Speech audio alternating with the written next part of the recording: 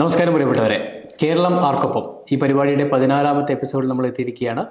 ഇന്ന് നമ്മൾ സംസാരിക്കാൻ പോകുന്നത് കോട്ടയത്തെക്കുറിച്ചാണ്. അതിനു മുമ്പായി സ്വാഗതം ചെയ്യുകയാണ് നമ്മുടെ പ്രിയപ്പെട്ട ജോയൽ സോവിച്ചനെ. നമസ്കാരം. നമസ്കാരം. ജോയൽ, നമുക്കറിയാം കോട്ടയം എന്ന് കേൾക്കുമ്പോഴേ അക്ഷരങ്ങളും റബ്ബറും ഒക്കെ നമ്മുടെ മനസ്സിലേക്ക് ഇങ്ങനെ കയറി വരും.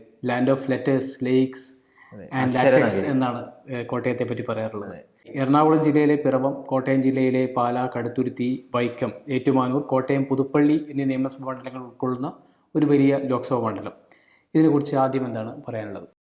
കേരള കോൺഗ്രസുകളുടെ തട്ടകമായിട്ടുള്ള കോട്ടയം അക്ഷരനഗരി, പൊതുവെ UDFന് അനുകൂലമായി എന്നും നിലകൊണ്ടിട്ടുള്ള ലോക്സഭാ മണ്ഡലം, അട്ടിമറികൾ പലപ്പോഴും സംഭവിച്ചിട്ടുള്ള ലോക്സഭാ മണ്ഡലം, 84 ഇലക്ഷനിൽ കേരളത്തിൽ UDFൻ്റെ അനുകൂലമായി വലിയൊരു തരംഗമുണ്ടാവുകയും 19 സ്ഥാനാർത്ഥികൾ വിജയിക്കുകയും ചെയ്തപ്പോൾ അന്ന് വിജയിച്ച ഒരേ ഒരു LDF സ്ഥാനാർത്ഥി സുരേഷ് കുറുപ്പ്, അദ്ദേഹം പ്രതിനിധീകരിച്ചിരുന്ന മണ്ഡലം അതാണ് കോട്ടയം എന്ന് പറയുന്നത്. അതെ, നമുക്കറിയാം ഇതിൽ വലിയ ചരിത്രം പറയാനുണ്ട്. കാരണം 52 മുതൽ ഈ കോട്ടയം മണ്ഡലമുണ്ട്. കോട്ടയത്തിൽ ആദ്യത്തെ 52 വന്ന കോൺഗ്രസിൻ്റെ CP മാത്യു ആയിരുന്നു, അദ്ദേഹമായിരുന്നു ആദ്യത്തെ MP. 57 സംസ്ഥാന രൂപീകരണത്തിന് ശേഷമുണ്ടായ തെരഞ്ഞെടുപ്പിലും അതിനുശേഷമുള്ള 62 തെരഞ്ഞെടുപ്പിലും കോൺഗ്രസിൻ്റെ മാത്യു മണിയങ്ങാടനാണ് വിജയിച്ചത്.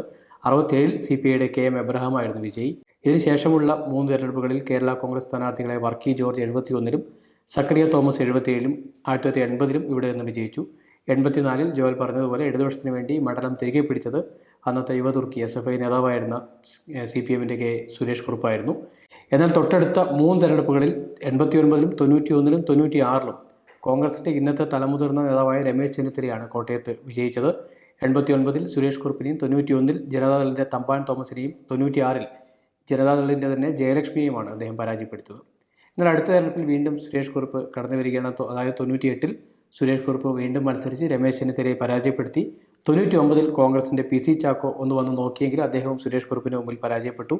2004-ലും സുരേഷ് കുറുപ്പ് ഇവിടെ വിജയിക്കുന്നു, ആൻഡോ ആൻ്റണിക്കെതിരെ വിജയിക്കുന്നു. ഇതിനുശേഷം 2009-ൽ കേരള കോൺഗ്രസിൻ്റെ ജോസ് കെ മാണിക്ക് മുമ്പിലാണ് സുരേഷ് കുറുപ്പ് പരാജയപ്പെട്ടത്. 2014-ൽ ജനതാദളിൻ്റെ മാത്യു ടി തോമസ് ആയിരുന്നു ജോസ് കെ മാണിയുടെ എതിരാളിയായി വന്നത്, അദ്ദേഹവും പരാജയപ്പെട്ടു.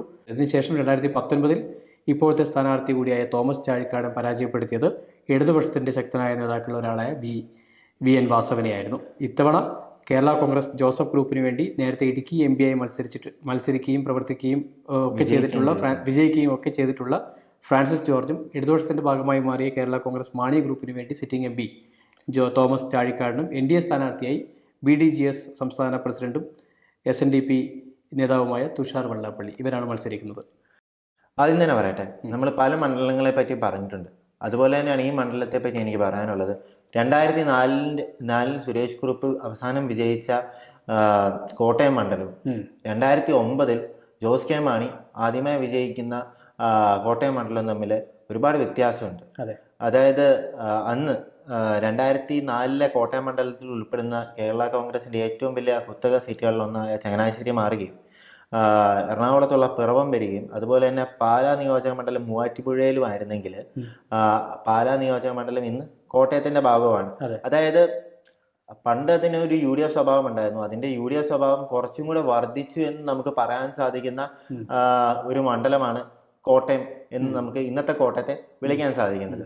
അതുപോലെ തന്നെ നമ്മൾ നോക്കിക്കാണേണ്ടത്, കഴിഞ്ഞ നിയമസഭാ തെരഞ്ഞെടുപ്പിൽ കേരള കോൺഗ്രസിൻ്റെ മാറ്റം അത് ഒരു പരിധിവരെ ഈ കോട്ടയം ലോക്സഭാ മണ്ഡലത്തിൽ വലിയ തോതിൽ ബാധിച്ചിട്ടുണ്ടോ എന്നത് ഒരു സംശയമാണ്.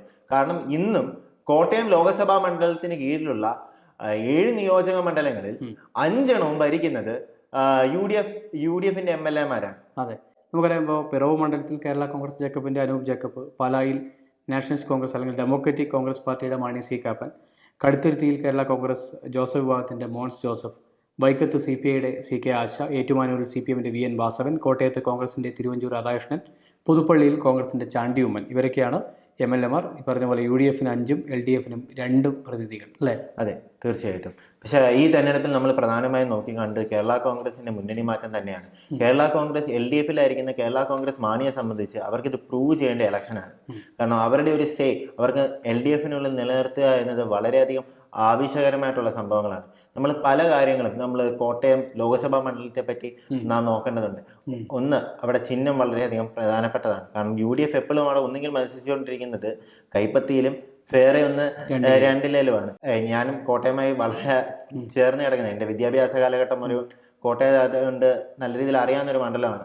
നമ്മൾ ഈ നാരങ്ങ കുടിക്കുന്ന സമയത്ത് ഇങ്ങനെ നമ്മൾ ചായക്കടയിൽ ചേട്ടനോടൊക്കെ ഇങ്ങനെ സംസാരിക്കുമ്പം പറയും, കഴിഞ്ഞ നിയമസഭാ തെരഞ്ഞെടുപ്പിൻ്റെ സമയത്ത് എടാ ഈ മണ്ഡലത്തിൽ ആര് വിജയിക്കുമെന്ന് ഇങ്ങനെ ചോദിക്കുമ്പോൾ അവർ പറഞ്ഞു, ഓ അമ്മച്ചിമാരൊക്കെ രാവിലെ പോയി രണ്ടിലേക്ക് കുത്താം, അവരെ എപ്പോഴും പറഞ്ഞു മനസ്സിലാക്കാൻ വളരെ ബുദ്ധിമുട്ടാണ്, കാരണം രണ്ടിലെ ഇപ്പം LDFന്റെ കൂടെ ആണെന്നുള്ള അതൊരു ചേട്ടാ ഒരു തമാശയായിട്ട് പറഞ്ഞാണെങ്കിലും അതൊരു വളരെ നിർണായകരമായ ഒരു ഫാക്റ്റാണ്. കാരണം രണ്ടില കാണുമ്പോൾ രണ്ടിലേക്ക് കുത്തുന്ന വളരെ വലിയൊരു സമൂഹം ഇപ്പോഴും അവിടെയുണ്ട്. പിന്നെ കുടുംബങ്ങൾക്ക് വളരെയധികം പ്രാധാന്യമുള്ള സ്ഥലമാണ്. കാരണം പല പല കുടുംബങ്ങളുണ്ട്. ഇപ്പം മാണി സി കാപ്പൻ്റെ കാപ്പൻ കുടുംബം, അതുപോലെ വളരെ ഒരുപാട് ഈ കുടുംബങ്ങളും കുടുംബ വേരുകൾക്കും ഈ പ്രത്യേകിച്ച് ക്രൈസ്തവ സമൂഹത്തിലുള്ള കുടുംബ വേരുകൾക്കെല്ലാം വളരെയധികം പ്രാമുഖ്യമുള്ള ഒരു സ്ഥലം കൂടിയാണ് ഈ കോട്ടയം എന്ന് പറയുന്നത്. വിദേശ രാജ്യങ്ങളിലാണ് പലരും ഉള്ളത്. അവർ ഈ വല്ലപ്പോഴും ഒക്കെ വന്ന് കൂടുന്ന ഈ ഇലക്ഷൻ്റെ സമയത്തൊക്കെ ആയിരിക്കും. കാരണം വോട്ട് ചെയ്യുകയും ചെയ്യാം,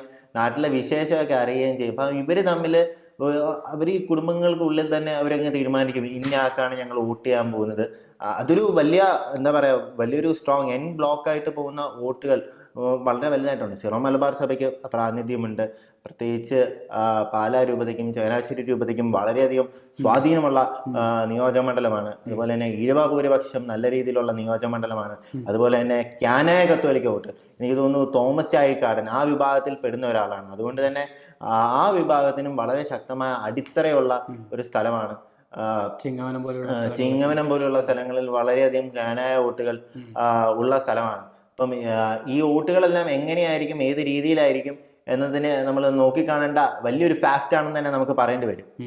നമുക്കറിയാം 77 കോൺഗ്രസ് CPI മുസ്ലിം ലീഗ് മുന്നണി സ്ഥാനാർത്ഥിയായി അന്ന് മാണി ഗ്രൂപ്പിലെ സ്കറിയ തോമസും CPM കേരള കോൺഗ്രസ് ബാലകൃഷ്ണപിള്ള ഗ്രൂപ്പിൻ്റെ മുന്നണി സ്ഥാനാർത്ഥിയായ വർക്കി ജോർജും ഏറ്റുമുട്ടിയിരുന്നു. അതിനുശേഷം 47 വർഷത്തിന് ശേഷമാണ് 2 കേരള കോൺഗ്രസ്സുകാർ ഇവിടെ ഏറ്റുമുട്ടുന്നത്. പ്രത്യേകിച്ച് മാണി ജോസഫ് ഗ്രൂപ്പ് പോരാട്ടമായി ഇത് മാറുകയാണ്.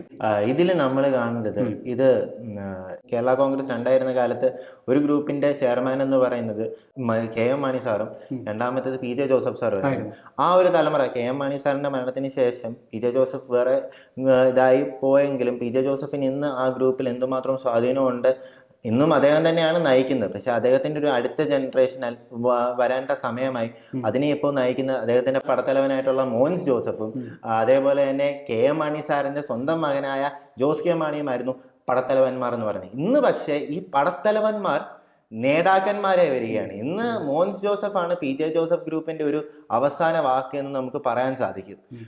അതേപോലെ തന്നെ ജോസ് കെ മാണി വിഭാഗത്തിന്റെ ജോസ് കെ മാണി തന്നെയാണ്. സോ ഈ പടത്തലവന്മാർ ആദ്യമായി നേരിട്ട് ഇവരുടെ 2 സൈന്യങ്ങളെയും മുന്നിൽ നിർത്തി ആദ്യമായി ഒരു ഇലക്ഷൻ നേരിടുകയാണ്. കാരണം ഇവർക്കിത് പ്രൂവ് ചെയ്യണം, ഇവരിൽ ആരാണ് മുൻപൻ, അല്ലെങ്കിൽ ഇനി ഭാവി തലമുറയെ നയിക്കേണ്ട കേരള കോൺഗ്രസിന്റെ അനിശ്ചിതരായ നേതാക്കന്മാർ ഇവർ രണ്ടുപേരുമാണ്. ഇവരിൽ ഏത് ഗ്രൂപ്പിനാണ് പ്രാമുഖ്യമുണ്ടാകുന്നത് എന്ന് തെളിയിക്കേണ്ട ബാധ്യത ഈ തെരഞ്ഞെടുപ്പിലാണ് ഇവർക്കുണ്ടാകുന്നത്. കാരണം ഇവരുടെ ഏറ്റവും അടുത്ത വിശ്വസ്തരാണ് ഈ തെരഞ്ഞെടുപ്പിൽ മത്സരിക്കുന്നത്. അതെ, നമുക്കറിയാം കേരള കോൺഗ്രസ് വൈസ് ചെയർമാനാണ് കോട്ടയത്ത് മത്സരിക്കുന്ന സിറ്റിംഗ് MP തോമസ് ചാഴിക്കാടൻ. ഒരു ചാർട്ടേഡ് അക്കൗണ്ടൻ്റാണ് അദ്ദേഹം. പൊതുവെ പറയുകയാണെങ്കിൽ കോട്ടയത്ത് തന്നെ പ്രവർത്തിക്കുന്ന ഒരു തോമസ് ചാഴിക്കാടൻ ആൻഡ് അസോസിയേറ്റ് എന്ന സ്ഥാപനത്തിൻ്റെ ചെയർമാനാണ് അദ്ദേഹം. അദ്ദേഹത്തിൻ്റെ സഹോദരനായ ബാബു ചാഴിക്കാടൻ്റെ വിയോഗത്തെ തുടർന്ന് 91 നിയമസഭാ തെരഞ്ഞെടുപ്പിൽ ആദ്യമായി ഏറ്റുമാനൂരിൽ നിന്ന് നിയമസഭയിലേക്ക് മത്സരിക്കുന്നു. അവിടുന്ന് വിജയിക്കുന്നു. പിന്നീട് അടുത്ത 3 തവണ കൂടി ഇവിടെ നിന്ന് മത്സരിക്കുകയാണ്, നിയമസഭയിലേക്ക് എത്തുകയാണ്. നമുക്കറിയാം 2011 അദ്ദേഹം ഒന്ന് പരാജയപ്പെട്ട സുരേഷ് കുറുപ്പായിരുന്നു അന്ന് അദ്ദേഹത്തെ പരാജയപ്പെടുത്തിയത്. കേരള കോൺഗ്രസ് സംസ്ഥാന ജനറൽ സെക്രട്ടറി ആയിരുന്നു, ഹൈപ്പവർ കമ്മിറ്റി അംഗമായിരുന്നു. 2019 നടന്ന ലോക്സഭാ തെരഞ്ഞെടുപ്പിൽ സിറ്റിംഗ് MPയും രാജ്യസഭാംഗവുമായിരുന്ന ജോസ് കെ മാണി പോയപ്പോൾ ഉണ്ടായ ഒരു ഒഴിവിലാണ് കോട്ടയം ലോക്സഭാ മണ്ഡലത്തിൽ UDF സ്ഥാനാർത്ഥിയായി മത്സരിച്ച് ചാഴിക്കാടൻ വിജയിക്കുന്നത്. അന്ന് 4,21,046 വോട്ടുകളാണ് തോമസ് ചാഴിക്കാടൻ നേടിയത്. നമുക്കറിയാം കഴിഞ്ഞ തവണത്തെ എതിരാളി VN വാസവനാണ് ഇത്തവണ തോമസ് ചാഴിക്കാടനെ വിജയിപ്പിക്കാനായി രംഗത്തിറങ്ങിയിരിക്കുന്നത് മന്ത്രിയായിട്ടുള്ള VN വാസവനാണ്. 2011 തെരഞ്ഞെടുപ്പിൽ എന്താ സംഭവിച്ചെന്ന് വെച്ച് കഴിഞ്ഞാൽ, ആദ്യം പറഞ്ഞ മണ്ഡല പുനർക്രമീകരണത്തിന് ശേഷം നടന്ന ആദ്യത്തെ നിയമസഭാ തെരഞ്ഞെടുപ്പായിരുന്നു ഈ 2011 എന്ന് പറയുന്നത്. അപ്പം അന്ന് അദ്ദേഹം നോക്കിക്കൊണ്ടിരുന്ന ഏറ്റുമാനൂർ നിയോജക മണ്ഡലത്തിലെ ഒന്ന് രണ്ട് പഞ്ചായത്തുകൾ. പുനഃക്രമീകരണത്തിന് ശേഷം വന്നപ്പോൾ ഇതുപോലെയുള്ള പല പഞ്ചായത്തുകളും, കേരള കോൺഗ്രസിന്റെ സ്ട്രോങ് ഹോൾ പഞ്ചായത്തുകൾ അവിടെ ഉണ്ടെന്ന് പറയുമ്പോൾ പോലും, മുനിസിപ്പാലിറ്റി അവിടെ ഉണ്ടെന്ന് പറയുമ്പോൾ പോലും LDFന് വളരെ പ്രാമുഖ്യമുള്ള ഒന്ന് രണ്ട് പഞ്ചായത്തുകൾ അത് ഏറ്റുമാനൂരിന്റെ കൂടെ കൂട്ടിച്ചേർക്കപ്പെടുകയുണ്ടായി. അങ്ങനെയാണ് സുരേഷ് കുറുപ്പ് അവിടെ വിജയിക്കുന്നത്. ഏറ്റുമാനൂർ അന്നത്തെ കോട്ടയം മണ്ഡലത്തിന് ഒരു LDF സ്വഭാവം ഉണ്ടെന്ന് പറയുക, അത് കുറച്ചും കൂടെ UDF സ്വഭാവമായി മാറുകയും അതേസമയം ഏറ്റുമാനൂർ എന്ന തികഞ്ഞ UDF മണ്ഡലം UDFനും LDFനും ജയിക്കാൻ സാധിക്കുന്ന ഒരു ന്യൂട്രൽ മണ്ഡലമായി മാറുകയും ചെയ്തു. അങ്ങനെയാണ് തോമസ് ചാഴികാടന്റെ ആദ്യത്തെ തോൽവി. പിന്നെ സുരേഷ് കുറുപ്പ് ഒരിക്കലും ഒരു മോശം സ്ഥാനാർത്ഥിയായിരുന്നില്ല. വളരെ വളരെ പ്രാമുഖ്യമുള്ള, വളരെ വാഗ്മിയായിട്ടൊരു സ്ഥാനാർത്ഥിയാണ് സുരേഷ് കുറുപ്പ്. ഒരു MLA ആയിരുന്നു സുരേഷ് കുറുപ്പ് എന്ന് നമുക്ക് പറയാൻ സാധിക്കും. പിന്നെ അദ്ദേഹത്തിനോടാണ് തോമസ് ചാഴികാടൻ ആദ്യമായി തോക്കുന്നത്. പിന്നെ കോൺസ്റ്റിറ്റ്യുവൻസിലി തൊട്ടടുത്ത ഇലക്ഷനിലും ഇവർ രണ്ടുപേരും തമ്മിൽ മത്സരിക്കുകയും പിന്നെയും ചാഴികാടന് തോൽവി ഉണ്ടാകുകയും ചെയ്യേണ്ട അവസ്ഥയുണ്ടായി. നമുക്കറിയാം, കേരള കോൺഗ്രസ് ജോസഫ് വിഭാഗത്തിന് ഡെപ്യൂട്ടി ചെയർമാൻ അദ്ദേഹമാണ് ഫ്രാൻസിസ് ജോർജ്. നേരത്തെ ഇടുക്കി പാർലമെന്റ് മണ്ഡലത്തിൽ നിന്നും 2 തവണ MP ആയി തെരഞ്ഞെടുക്കപ്പെട്ടു. LDFന്റെ MP ആയി തെരഞ്ഞെടുക്കപ്പെട്ടു. കേരള കോൺഗ്രസ് സ്ഥാപക നേതാവായ KM ജോർജിന്റെ മകനാണ് ഇദ്ദേഹം. കേരള വിദ്യാർത്ഥി കോൺഗ്രസിലൂടെ രാഷ്ട്രീയ പ്രവേശനം നടത്തിയ ഈ നിയമ ബിരുദധാരി KM മാണി, PJ ജോസഫ് എന്നീ വിഭാഗങ്ങളായി കേരള കോൺഗ്രസ് പിളർന്നതോടെ 87 കേരള കോൺഗ്രസിന്റെ ജോസഫ് ഗ്രൂപ്പിലായിരുന്നു കുറേ കാലം. 96, 98 ലോക്സഭാ തെരഞ്ഞെടുപ്പുകളിൽ ഇടുക്കിയിൽ നിന്ന് മത്സരിച്ചു. ആദ്യം പരാജയപ്പെട്ടു. എന്നാൽ 99, 2004 വർഷങ്ങളിലെ തെരഞ്ഞെടുപ്പുകളിൽ പാർലമെന്റിലേക്ക് അദ്ദേഹം എത്തുകയായിരുന്നു. 2009 ലോക്സഭാ തെരഞ്ഞെടുപ്പിൽ മത്സരിച്ചു. അന്ന് അദ്ദേഹത്തെ പരാജയപ്പെടുത്തിയ കോൺഗ്രസ് നേതാവായ PT തോമസ് ആയിരുന്നു. 2010 ഇടതുമുന്നണി ബന്ധം ഉപേക്ഷിച്ച് ക്യാബിനറ്റ് സ്ഥാനം രാജിവെച്ച PJ ജോസഫിനോടൊപ്പം ഐക്യ ജനാധിപത്യ മുന്നണിയിൽ എത്തുകയും മാണി ഗ്രൂപ്പിൽ ലയിക്കുകയും പിന്നീട് ചെയ്തു. 2014 ലോക്സഭാ തെരഞ്ഞെടുപ്പിൽ സീറ്റ് തർക്കത്തിനൊടുവിൽ മാണി ഗ്രൂപ്പിൽ നിന്ന് പിളർന്ന് അദ്ദേഹം ജനാധിപത്യ കേരള കോൺഗ്രസ് എന്നൊരു പാർട്ടി രൂപീകരിക്കുകയും വീണ്ടും ഇടതുമുന്നണിക്ക് ചേരുകയും ചെയ്തു. 2016 നിയമസഭാ തെരഞ്ഞെടുപ്പിൽ ഇടുക്കിയിൽ നിന്ന് മത്സരിച്ചെങ്കിലും മാണി ഗ്രൂപ്പിന്റെ സ്ഥാനാർത്ഥിയായ റോഷി അഗസ്റ്റിനോട് പരാജയപ്പെട്ടു. 2020 സ്വന്തം പാർട്ടി വിട്ട് വീണ്ടും അദ്ദേഹം UDFൽ തിരിച്ചെത്തി. അപ്പോൾ മാണി ഗ്രൂപ്പ് UDF വിട്ട് ഇടതുമുന്നണിയിലേക്ക് പോയി. എന്തായാലും അതിനെ അദ്ദേഹം നിന്നില്ല. അവിടെ അദ്ദേഹം UDFന്റെ കൂടെ തന്നെ ഭാഗമാവുകയായിരുന്നു. ജോസഫ് ഗ്രൂപ്പിന്റെ കൂടെ തന്നെ നിന്ന് 2021 നിയമസഭാ തെരഞ്ഞെടുപ്പിൽ ഇടുക്കിയിൽ നിന്ന് വീണ്ടും മുന്നണി മാറി മത്സരിച്ചു. അതിലും റോഷി അഗസ്റ്റിൻ തന്നെയാണ് ജയിച്ചത്. എന്തായാലും ഫ്രാൻസിസ് ജോർജിന്റെ ഒരു പ്രശ്നം ഞാൻ കാണുന്നത് ഈ മുന്നണി മാറ്റം, ഇടയ്ക്കിടയ്ക്ക് ഉണ്ടാകുന്ന മാറ്റം എങ്ങനെ വിശ്വസിക്കാൻ പറ്റുന്നൊക്കെയാണ് ജോസ് കെ മാണി ചോദിച്ചുകൊണ്ട്. അത് തീർച്ചയായിട്ടും ഒരു ചോദ്യമാണ്. അങ്ങനെ തന്നെ നമ്മൾ പറയുമ്പോൾ അദ്ദേഹം PJ ജോസഫിന്റെ അടുത്ത അനുയായിട്ടായിരുന്നു അദ്ദേഹത്തെ ചിത്രീകരിക്കേണ്ടത്. 2016 അദ്ദേഹം സ്വന്തമായ ജനാധിപത്യ കേരള കോൺഗ്രസ് എന്ന ഒരു പാർട്ടി ഉണ്ടാക്കുകയും നമ്മുടെ പഴയ ഗതാഗത വകുപ്പ് മന്ത്രി ആന്റണി രാജുവും പിന്നെ പഴയ കുട്ടനാട് MLA ആയിട്ടുള്ള KC ജോസഫും എല്ലാം ഇതിന്റെ ഭാഗമായി മാറുകയും ഒരു 4 സീറ്റിൽ മത്സരിക്കുകയൊക്കെ ചെയ്ത ഒരു ഇലക്ഷൻ ആയിരുന്നു. അന്നും ഈ മുന്നണി മാറുകയും ബന്ധങ്ങൾ മാറുകയൊക്കെ ചെയ്തപ്പോഴും PJ ജോസഫ് എന്നൊരു വ്യക്തിക്ക് വളരെയധികം ഇമ്പോർട്ടൻസ് കൊടുത്തിരുന്ന ഒരു ആളായിരുന്നു ഫ്രാൻസിസ് ജോർജ് എന്ന് നമുക്ക് പറയാൻ സാധിക്കും. അതുപോലെ തന്നെ നമുക്ക് പറയാൻ സാധിക്കും ഈ മുന്നണി ബന്ധമല്ല, ഈ കേരള കോൺഗ്രസ് മുന്നണി വിട്ട് പോയതിന് ശേഷം ആദ്യം കേരള കോൺഗ്രസ് Jയുടെ കൂടെ LDFൽ നിന്ന് വരുന്ന ഒരാളാണ് ഫ്രാൻസിസ് ജോർജ് എന്ന് പറയുന്നത്. അദ്ദേഹത്തിന് അഥവാ മാണി കോൺഗ്രസിനോട് യോജിക്കാൻ താല്പര്യമില്ലാതെയും അതേപോലെ തന്നെ PJ ജോസഫ് സാറിന്റെ കൂടെ തന്നെ നിൽക്കണമെന്ന് വളരെയധികം ആഗ്രഹം ഉണ്ടാവുകയും ചെയ്ത ഒരാളാണ് ഫ്രാൻസിസ് ജോർജ് എന്ന് പറയുന്നത്. അതാണ് അദ്ദേഹത്തിന്റെ ന്യായീകരണം അവിടെയെന്ന് നമുക്ക് പറയാൻ സാധിക്കും. അതേപോലെ തന്നെ റോയൽറ്റി ഉള്ളത് ജോസഫിനോടാണ്. അതെ, റോയൽറ്റി ഉള്ളത് കേരള കോൺഗ്രസ് എന്ന പാർട്ടിയിലുപരി PJ ജോസഫ് സാറിനോടാണ് എന്നത് അദ്ദേഹം പരസ്യമായി തന്നെ വെളിപ്പെടുത്തിയിട്ടുള്ള കാര്യമാണ്. സോ ഇത് തന്നെയാണ് അദ്ദേഹം അവിടെ മണ്ഡലത്തിൽ പറയുന്നത്. എന്റെ മുന്നണി മാറ്റങ്ങൾ ഒരിക്കലും PJ ജോസഫ് സാറിനെ വഞ്ചിച്ചുകൊണ്ടായിരുന്നില്ല. എൻ്റെ എല്ലാ മാറ്റങ്ങളും എൻ്റെ എല്ലാ കാര്യങ്ങളും PJ ജോസഫ് സാർ തന്നെയായിരുന്നു ആദ്യം അറിഞ്ഞിരുന്നത് എന്നാണ് അദ്ദേഹം പൊതുവെ പറഞ്ഞുകൊണ്ടിരുന്നത്. ഇത്തവണ അദ്ദേഹത്തിന്റെ ചിഹ്നം എന്ന് പറയുന്നത് ഓട്ടോറിക്ഷയാണ്. ഈ ചിഹ്നം മറ്റുള്ളവരുടെ മനസ്സിൽ പതിപ്പിക്കാനുള്ള കാര്യങ്ങളാണ് അദ്ദേഹം അവിടെ ചെയ്തുകൊണ്ടിരിക്കുന്നതെന്ന് നമുക്ക് വേണമെങ്കിൽ പറയാൻ സാധിക്കും. കാരണം ഇലക്ഷന്റെ ചിഹ്നം ഡിക്ലെയർ ചെയ്ത ആ സമയത്ത് തന്നെ അദ്ദേഹം ഓട്ടോറിക്ഷയിൽ സ്വന്തമായി ഓടിച്ച് കോട്ടയം ടൗണിലൊക്കെ വരികയും അതൊരു നല്ല ഒരു കാഴ്ചയായിട്ട് നമുക്ക് കാണാൻ പറ്റുന്ന ഒരു കാര്യം കൂടിയായിരുന്നു. നമുക്കറിയാം NDAക്കും അത്യാവശ്യം നല്ലൊരു വോട്ടിംഗ് ഉള്ളൊരു സ്ഥലമാണ്. തുഷാർ വെള്ള കഴിഞ്ഞ തവണ അറിയാലോ NDA നല്ല ഒരു വോട്ടിംഗ് ശതമാനം അവിടെ നേടിയിട്ടുണ്ടായിരുന്നു. ഇത്തവണ തുഷാർ നടേശൻ വെള്ളാപ്പള്ളി അദ്ദേഹം NDAയുടെ കൺവീനറും സഖ്യകക്ഷിയുമായ ഭാരത് ധർമ്മജനസേന അഥവാ BDJSന്റെ പ്രസിഡന്റുമാണ്. ഇതുകൂടാതെ SNDP യോഗം വൈസ് പ്രസിഡന്റാണ്. 2019 കേരളത്തിൽ ഒരു തെരഞ്ഞെടുപ്പ് നടന്നപ്പോൾ ആദ്യം തൃശ്ശൂർ മണ്ഡലത്തിലായിരുന്നു അദ്ദേഹം സ്ഥാനാർത്ഥിയായി വന്നത്. പിന്നീട് അദ്ദേഹത്തെ രാഹുൽ ഗാന്ധി വന്നതോടെ വയനാട്ടിലേക്ക് മാറ്റിയായിരുന്നു. പക്ഷേ വയനാട്ടിലെ പെർഫോമൻസ് വളരെ ദയനീയമായിരുന്നു എന്ന് പറയാതെ വയ്യ. എന്നാൽ തുഷാറിന് ഒരു ലീഡ് ഉണ്ടാവാൻ സാധ്യതയുണ്ടോ ഇവിടെ? എങ്ങനെയാണ്? കഴിഞ്ഞ ഇലക്ഷനിൽ സംഭവിച്ചത് മെയിൻലി PC തോമസ് ആയിരുന്നു NDAയുടെ സ്ഥാനാർത്ഥി എന്ന് പറയുന്നത്. നാം ഒരു കാര്യം മനസ്സിലാക്കേണ്ടത്, NDAക്ക് വേണ്ടി ആദ്യമായി കേരളത്തിൽ ഒരു അക്കൗണ്ട് തുറന്ന സ്ഥാനാർത്ഥി എന്ന് പറയുന്നത് PC തോമസ് ആയിരുന്നു. അത് മൂവാറ്റുപുഴയിൽ.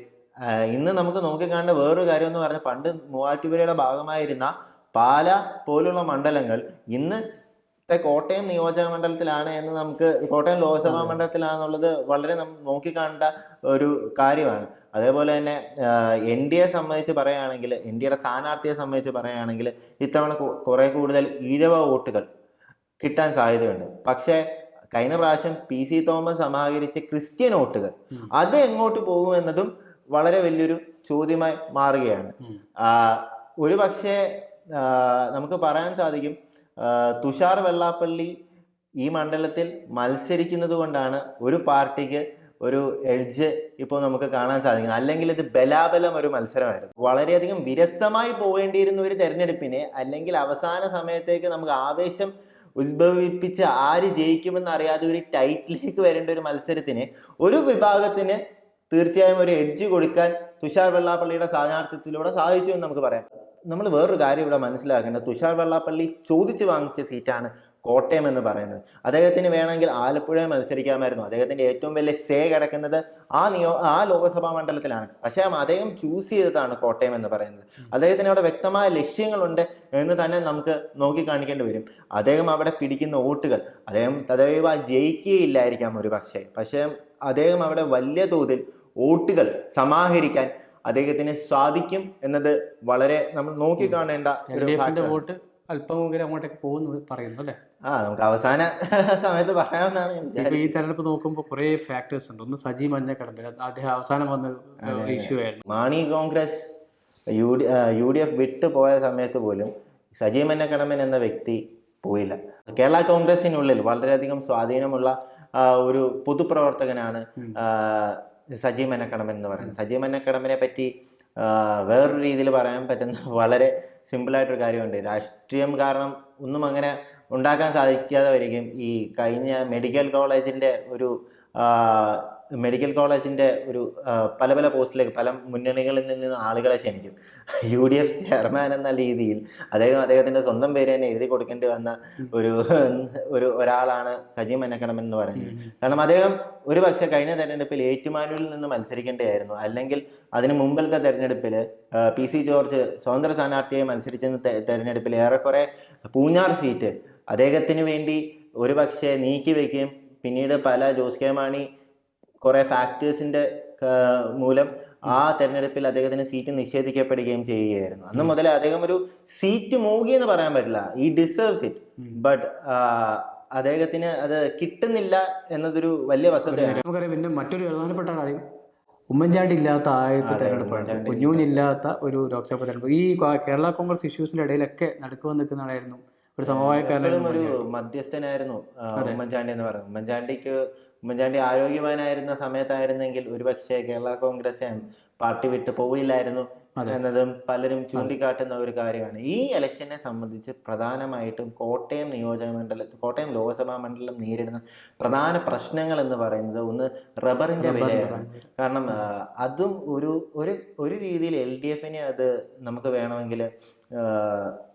വേണമെങ്കിൽ അത് നെഗറ്റീവായി എഫക്റ്റ് ചെയ്യുമെന്ന് പറയാം. കാരണം നവകേരള സദസ്സിന്റെ സമയത്ത് തോമസ് ചാഴിക്കാടനെ വേദിയിൽ നിർത്തി അപമാനിച്ചത് അത് അവിടുത്തെ കേരള കോൺഗ്രസ് പ്രവർത്തകരുടെ ഉള്ളിൽ വളരെ വലിയൊരു നോവായി ഇപ്പോഴും അവശേഷിക്കുന്നു എന്ന് നമുക്ക് പറയേണ്ട ഒരു കാര്യമാണ്. അതേപോലെ തന്നെ LDFന്റെ CPIMന്റെ ഒരു വിഭാഗം ഇപ്പോഴും കേരള കോൺഗ്രസുമായി എന്തുമാത്രം പൊരുത്തപ്പെട്ടിട്ടുണ്ട് എന്നതും നോക്കിക്കാണേണ്ട ഒരു കാര്യമാണ്. അതുപോലെ തന്നെ പാലാ മുനിസിപ്പാലിറ്റിയിൽ CPIMന്റെ ഒരു കൗൺസിലർ ചെയർമാൻ ആവാൻ വേണ്ടി 2 വർഷം 1 വർഷം ആ ഒരു രീതിയിലാണ് ഡിവൈഡ് ചെയ്തിരുന്നത്. പക്ഷെ ആ സമയത്ത് CPIMന്റെ കൗൺസിലറിനെ അവിടെ ചെയർമാൻ ആക്കാതെ ഇരിക്കാൻ കേരള കോൺഗ്രസ് മാണി വിഭാഗം ശ്രമിച്ചു എന്നതും അദ്ദേഹത്തിന് ചെയർമാൻ ആവാൻ സാധിക്കാത്തതും അതെല്ലാം അവരുടെ ഉള്ളിൽ ഇപ്പോൾ ഉള്ള മുന്നണി സമവാക്യങ്ങളിൽ വളരെയധികം എഫക്റ്റ് ചെയ്യുന്നുണ്ട്. അതുകൊണ്ട് തന്നെ എത്ര തോതിൽ CPM അവർക്ക് വേണ്ടി വർക്ക് ചെയ്യുമെന്നത് വലിയൊരു പ്രശ്നമാണ്. അതേ സംബന്ധിച്ച് കോൺഗ്രസിനെയും അല്ലെങ്കിൽ കേരള കോൺഗ്രസിനെയും സംബന്ധിച്ച് നമ്മളിവിടെ പറയുകയാണെങ്കിൽ അവരെ സംബന്ധിച്ച് അവർക്കൊരു ഗ്രഡ്ജ് ഉണ്ട്. കഴിഞ്ഞ നിയമസഭാ തെരഞ്ഞെടുപ്പിൽ അവർ വളരെ വീക്കായിരുന്നു. UDF എന്ന മുന്നണി സമുദായം വളരെ വീക്കായതുകൊണ്ട് അവർക്ക് ആ സമയത്ത് ഒന്നും ചെയ്യാൻ പറ്റിയില്ല.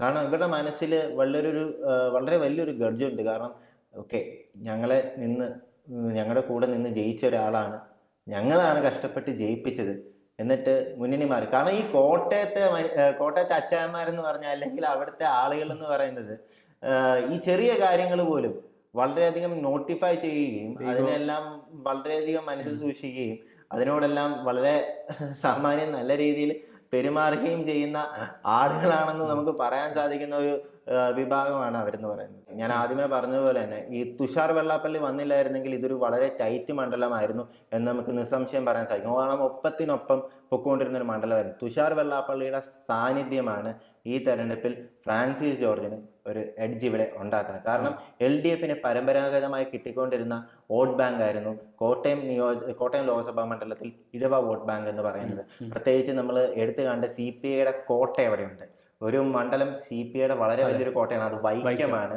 അതേപോലെ തന്നെ VN വാസവൻ ജയിക്കുന്ന ഏറ്റുമാനൂർ മണ്ഡലത്തിലും ഈ ഒരു ബെൽറ്റ് വളരെ സ്ട്രോങ് ആയി നിൽക്കുന്നുണ്ട്.